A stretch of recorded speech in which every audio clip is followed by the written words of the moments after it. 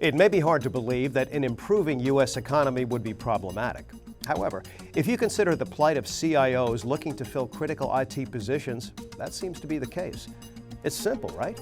Better economic performance has caused a rising demand for products and services. Thus, more IT pros are needed to man more and more technical projects.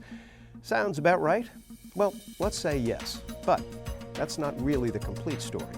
You see, if you ask job seekers about the issue, they'll likely complain that the hiring practices of organizations and their requirements for uncommon skills and experience are to blame, not an actual shortage of labor. Well, no matter the reason you endorse, it's a fact that across all industries, the recruiting, retaining, and reskilling of IT talent is becoming an increasing challenge today. In this program, we'll take a close look at the situation in an effort to give IT, HR, and business leaders valuable insight into the difficulties they'll face in this new landscape. By watching this program, enterprise leaders will be better equipped to address IT talent retention and shortfalls within their organizations. This program features expert Adam Belinsky, Regional Managing Director of New York and New Jersey for Randstad Technologies. Belinsky has spent over 16 years specializing in IT staffing and solutions. The firm Randstad is a global provider of HR services that offers job placement to over 100,000 people each week through its network of more than 900 branches and client-dedicated locations. There are several teaching points in this program.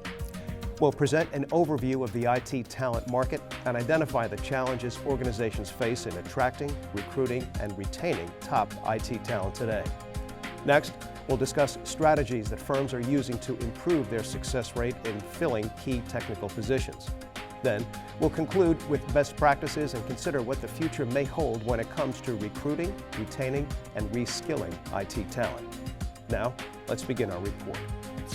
In our first segment, we'll discuss the current IT talent market and look at the challenges organizations face in attracting, recruiting, and retaining top IT talent today. Recruiting, hiring, and then retaining top IT talent for the long run was never an easy task. The added complexities of the current environment make it an even more of a heavy lift for CIOs and their HR and business colleagues. What do experts recommend to maximize the chances of success with hiring and hanging on to top software engineers and technical talent? An article written by Minda Zetlin, a business technology writer and columnist for Inc.com, offers some sage advice on the subject. The article features an interview with Greg Arnett, CTO and founder of Sonyin, a cloud-based email archiving company. In the article, Arnett offers the following 5-point strategy on how to hire and keep top technical talent.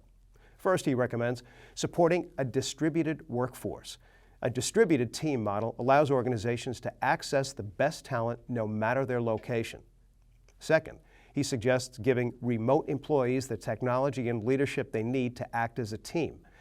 It only makes good sense to provide workers with quality communications and collaboration tools to be effective and efficient. In addition, Arnett states that the staff should be able to work in whatever physical environment they are most productive. Choose technology engineers are eager to work with is his third recommendation to attract and retain good talent. He reminds us that developers like challenges, provided they have the proper tools on hand to work through them. Fourth on the list is to focus on their professional development. Arnett's firm, Sonyin, offers the staff educational opportunities in the form of training and conferences to expand the knowledge and capabilities of the technical staff. His fifth and final recommendation to attract and retain top IT talent is to get out there. Arnett advocates making personal contact with the technical community by getting out of the office and attending professional events and networking to scout for talent. With those recommendations in mind, let's now turn to our IT staffing expert and interview guest, Adam Belinsky, Regional Managing Director at Randstad Technologies, and delve into the topic in more detail. Adam, welcome to the program. Thanks, Mike. Thanks for having me. Now, Adam, we're aware that hiring and retaining qualified IT talent is becoming a major concern for most organizations. Overall, it sounds like an enormous challenge for CIOs to staff critical IT positions. What's your take on the situation? There's no doubt in my mind that IT hiring is one of the biggest challenges that CIOs and market leaders are going to be facing. We hear it from our clients.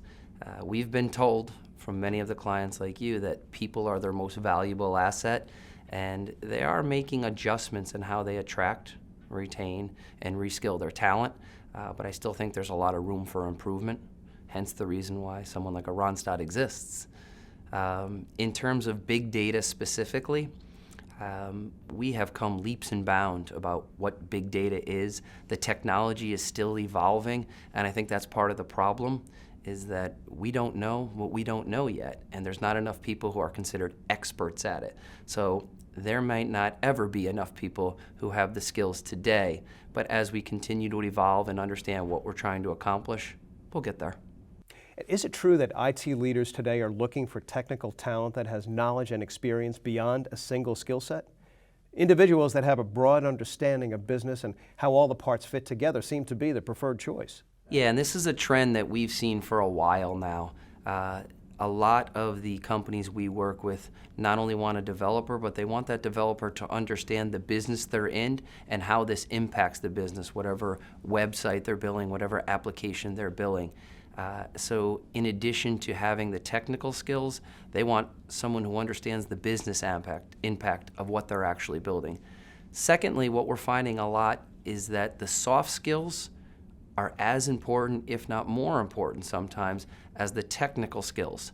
And when I say soft skills, they can be listed as easily as communication, emotional intelligence, ability to work with others. And if you peruse the job sites and the web postings that list all of the jobs that are out there, the majority have those soft skills listed in the top attributes that are required for the role. Now, Adam, I think that could make finding top IT talent a real challenge. Absolutely. And I think that the organizations that are having these problems need to become much more proactive in educating the government, the educational systems, on where the shortfalls are so that they can address them. Now tell me, are there other issues impacting the workplace and how organizations recruit and retain IT talent today? Yeah, so I mean, it's still, a war on talent for a reason, supply and demand. But I'd like to go into maybe the shift towards how we're trying to attract millennials. If we don't have a remote or a mobile strategy, you're going to fall behind. And from what we found out is that 1/3 of all the companies out there do not even have a mobile strategy. The other 2/3 either have a mobile strategy or at least at the point where they're formulating one. So you can tell we're behind the 8 ball right now in terms of addressing the new generation of technology talent that's out there. Next, we'll talk about strategies firms are using to improve their success rate with attracting quality talent, filling key technical positions, and keeping employees motivated and productive. Why do technical professionals leave their jobs to seek other employment? What social networking site is most popular with job seekers? These questions and others were part of the global HR service provider Randstad's Employer Branding Survey. Over 10,000 potential employees between the ages of 18 and 65 were interviewed. Interviews were conducted by ICMA Group on behalf of Randstad. Here in summary were some of the interesting findings. According to the survey results, the top reason employees leave their jobs is lack of a career path, not for salary issues. Here's the breakdown. 26% of surveyed employees who left their jobs cited lack of career growth opportunities, while 23% cited low compensation. Coming in third was poor leadership, indicated by 19% of the Randstad survey participants. In response to questions regarding the use of social networking sites for job searches, 42% of respondents noted that they used social networking sites to search for jobs. Surprisingly, the survey found that Facebook, not LinkedIn, is the favored social media tool for searching for a new job. As far as factors that would keep workers at their current job, 48% of respondents stated the work-life balance would be their primary reason to keep a job. A competitive salary was the choice for 34% of the survey respondents. The Randstad ICMA survey also revealed that millennials scored 10 points higher, or 34%, than the average of 24% when they were asked if lack of interest in their current jobs was a factor when they considered making a job change. Now, let's return to expert Adam Belinsky for more discussion about the topic of recruiting, retaining, and reskilling IT talent. Now, Adam, I'd be interested to know what IT positions are most in demand today. Where are you seeing the most activity? It's still in the software development world, and that's because everything is on the web. Everything's on mobile technology. That is still by far the leader. In addition, we're seeing a lot of the BA and project management roles strictly for the sheer volume of projects that are going on in the technology world. The BA acts as a liaison between the technology and the business groups. Sometimes that aids in the communication that may be lacking in some of the technical groups. Outside of that, we're going to get into the network and security engineers. Obviously, everybody's heard about cloud. Well, we have to learn how to utilize that, and that's where the network engineers come in. And then as we continue to put more stuff on the web and more information on our mobile devices, security becomes more and more important. Now, Adam, there's obviously more than one way to deal with filling those IT positions. You can recruit new folks, make an effort to retain skilled workers, or reskill staff members and train them to do new things. Let's take them one at a time and ask you to share your insights. So, let's start with retaining the existing staff. What advice can you offer? Well, I think the easiest one is to recognize employees. Just asking them and rewarding them for what they're doing, listening to them. A lot of employees today don't feel like they have a culture that is welcoming to their opinions, to them coming up to you and saying, I want to learn more, I'm interested in this skill set. Some people have actually told us that that's frowned upon where they work. That's an easy one to change. In terms of retaining employees, obviously incentive, bonus, opportunity for advancement. I don't think enough companies still continue to promote from within.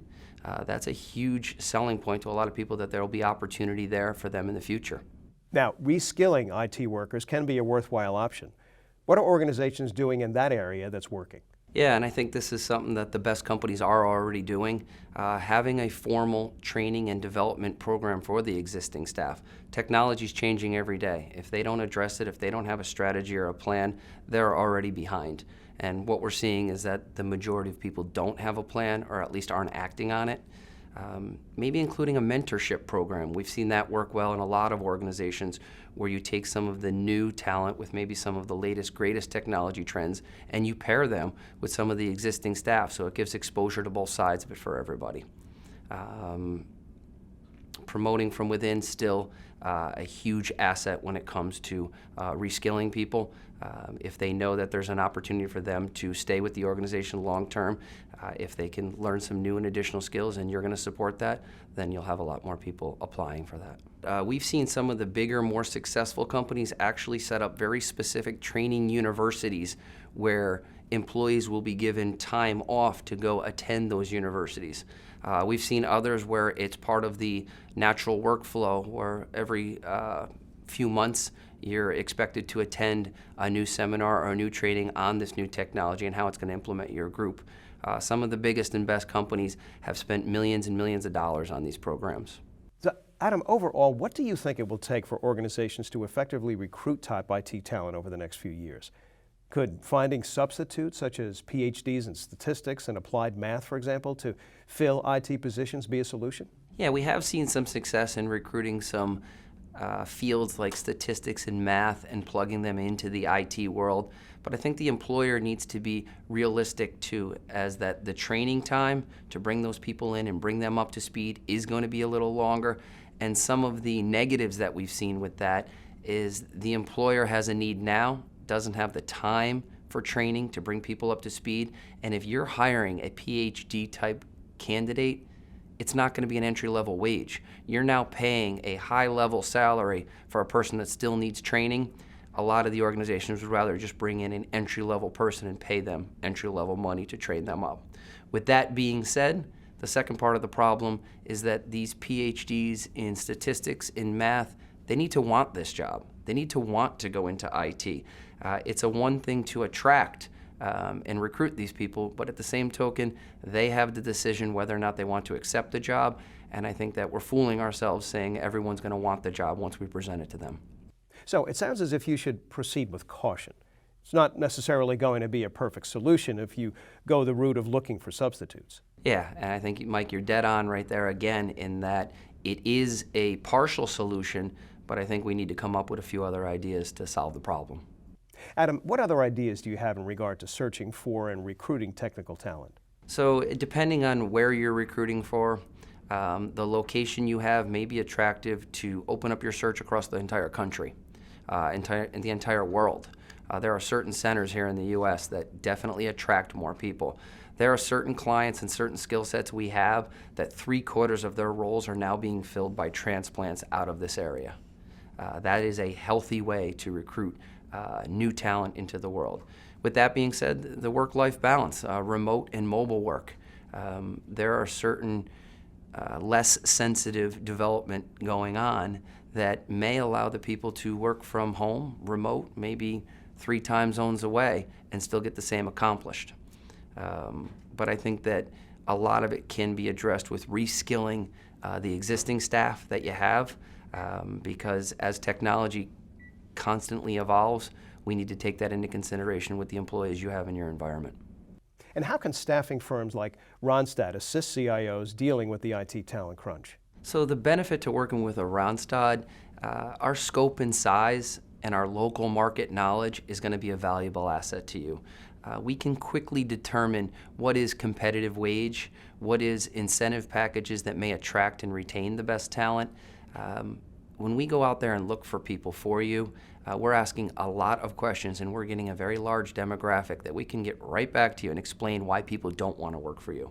At the same token, if they do want to work for you and what is working, we'll be able to capture that, and we can do more of it.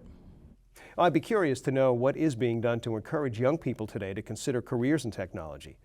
As you've been saying, there'll continue to be a great demand for technology professionals. Yeah, so interestingly enough is we've gone out and interviewed kids in school to ask them about STEM, to find out what they think is an engineer, what is a Java developer. And while everyone understands what a fireman and a policeman is, the answers are mind-boggling as to what an engineer does. And if the kids today don't know what the role is, why would they ever choose to follow their career? We reached out and interviewed a lot of the children of our STEM experts across the field. And surprisingly enough, even though they're the children of the STEM experts, they didn't know what an engineer did. They didn't know what a Java developer did. But all of them knew what a fireman did. All of them knew what a police officer did. Hence the reason why when we're asking our younger generation what they're going to be when they grow up, we weren't getting STEM-related careers. So the government, large organizations have started piloting a lot of programs to start educating at a much younger age what is STEM and start making it much more attractive, because it is a career that provides financial security, job security, and it's going to be around for many years to come. The result is absolutely that, to encourage students to continue to study in the STEM-related fields. Adam, keeping to an education theme, technical workers must keep up to date in order to remain competitive in the job market. Talk to us about how they can keep in top form. Sure. Certifications, career training, this is on them as well as their employer. They should be reading career-related websites. They should be networking and discussing what's interesting to them with the people around them. They should keep their resume up to date. They should keep their social profiles up to date. But I think one of the easiest things, and I think that a lot of employers are missing today, is they need to create a culture where the employee feels comfortable coming to them, maybe suggesting a solution to a problem, maybe letting them know that, hey, I have an interest in this technology, what can we do together? I don't think there's enough give and take in some environments where employees feel comfortable telling their bosses that, and I think that would eliminate a lot of the uneasiness with some of the candidates we speak to and why they're leaving their current firms. Let's change gears now and talk about in-house HR departments and how they need to support the CIO with the task of recruiting, retaining, and reskilling technical staff. To do this effectively, HR has to have not only an understanding of business operations, but also the technology that supports it. Would you agree? How important is that idea? Absolutely. And it becomes quite obvious when we're working with a client who is working in conjunction with each other and who is fighting each other. When the HR and the business users and the technology are all on the same page, it's amazing how this flows. When there's a disconnect, you can see it, and it becomes obvious in the hiring process with the candidates. Adam, to wrap up the segment, is there any advice you can offer CIOs and HR personnel to help them work together on IT staffing issues more efficiently? Yeah, I mean, there's a lot of organizations that have programs put in place, and I would challenge CIOs to look deep and ask, is the business using it? Are the technical people using these tools to hire and onboard and attract and retain the talent? If you're finding a lot of them going around the system, if you're finding a lot of them trying to find ways not to use the system, then it's broke. And you can work with people like a Randstad, you can work with an agency to help determine that. And we can come up with suggestions to maybe move you into the forefront and use it as a competitive advantage now when you go out and recruit the best talent. We'll conclude our report with a best practice summary and hear some added thoughts and advice from expert Adam Belinsky. In today's report, we first presented an overview of the IT talent market and identified the challenges organizations face in attracting, recruiting, and retaining top IT talent today. Then we discussed strategies that firms are using to improve their success rate in filling key technical positions. Next, we'll conclude with best practices and consider what the future may hold when it comes to recruiting, retaining, and reskilling IT talent. Adam, summarize your thoughts and advice today in the form of several best practices to help recruit, retain, and reskill IT talent. Sure, and I look at recruiting as part of the attractive piece. You have to have an attractive workplace. If you don't, you won't attract and recruit the best talent. And what does that mean? Well, ask yourself honestly, is this a place that people want to come work? Is there work-life balance? Do we offer competitive wages? Do we use technologies that excite people? Do we have incentive packages that make people want to stay? Do we have turnover that's higher than the industry norm? These are telling signs that something's off. And if you continue to let it happen, you're going to lose the best people to your competitors. On the other side of the fence, if you have a smaller environment and maybe you don't have to worry about so much retaining and reskilling, if you have someone good, assume that someone like ourselves is probably trying to call them and recruit them out because we have thousands of opportunities for every talented individual. Now, look to the future with me for a moment. What positives and negatives do you see on the horizon for staffing and employment for IT professionals? So I've dedicated my life, the last 16 years of it, to IT staffing, IT solutions. Obviously, I'm bullish, or I wouldn't have chose this as a career, but every sign indicates the need is only going to increase. It's really exciting time to see large corporations making these adjustments to attract and retain the best talent. So I'm pretty darn bullish on the future and excited to see what the future brings. But I'll tell you, I don't know what I'm going to be working on 5 years from now because we probably don't even know it exists.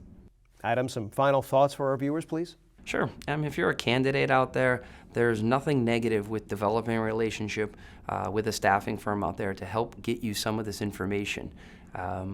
And by the same token, if you're a client out there and think everything's great, nothing wrong with having a relationship with a staffing firm so that we can provide you the data to make sure that you're continually on the cutting edge of attracting, recruiting, retaining, and reskilling talent.